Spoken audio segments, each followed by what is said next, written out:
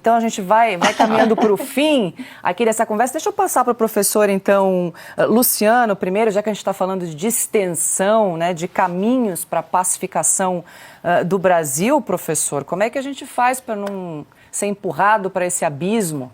Qual o caminho?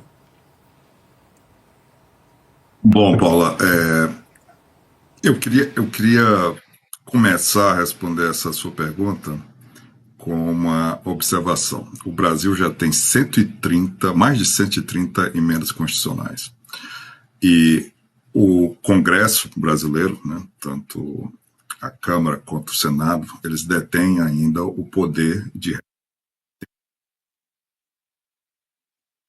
que é o caminho para sair disso. Eu vou apresentar uma proposta talvez um pouco ousada, mas baseada nos procedimentos legais que são estabelecidos pela própria Constituição e a permissão que existe do próprio Congresso de reformar essa Constituição, como o próprio professor Modesto já sugeriu anteriormente. Então, eu acho que o caminho para nós realmente evitarmos esse caminho para o abismo, né, nós sairmos desse precipício do qual nós estamos nos aproximando, através do ato do Congresso de promover uma profunda reforma constitucional, começando com a extinção do Supremo Tribunal Federal. O Congresso extingua o Supremo Tribunal Federal. Não acho que é suficiente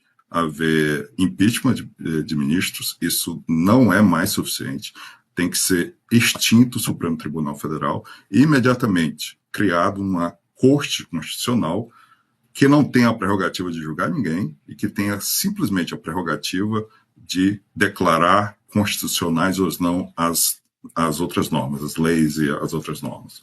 Ela tem que ter essa restrição. Existe uma série de outras medidas que precisam ser feitas. Você não pode simplesmente passar tudo para o STJ, porque aí o problema também vai ficar no STJ.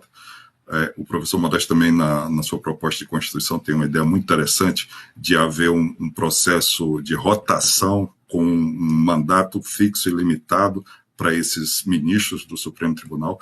Então, de fato, para que a gente coloque o Brasil de novo no rumo de um Estado de Direito, nós temos que pensar muito seriamente em extinguir o STF, como existe hoje, obviamente, com a perda da posição de todos os 11 ministros, todos eles, e recomeçar com uma Corte Constitucional. Eu acho que é isso que tem que ser feito.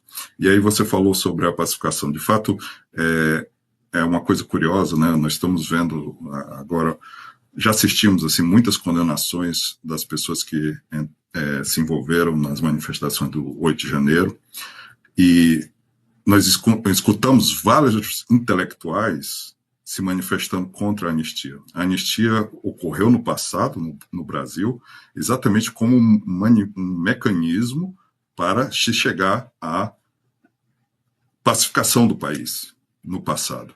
E esse mecanismo, ele beneficiou sequestradores, assaltantes de banco, guerrilheiros, terroristas que não estavam lutando pela democracia, estavam lutando pela imposição de uma ditadura. Era esse o objetivo.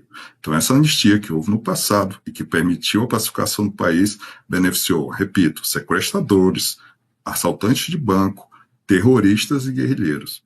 E muitos desses ainda são pessoas importantes hoje e vêm a público dizer que são contra a anistia de pessoas que picharam uma estátua com batom.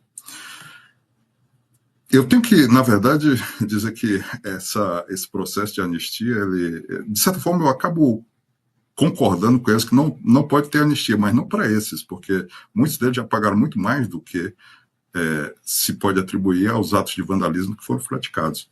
Mas sim, nós não podemos permitir, quando a maré virar e nós pudermos ir atrás das pessoas que estão cometendo excessos, que não haja anistia para essas pessoas que estão cometendo os excessos hoje. Obrigado.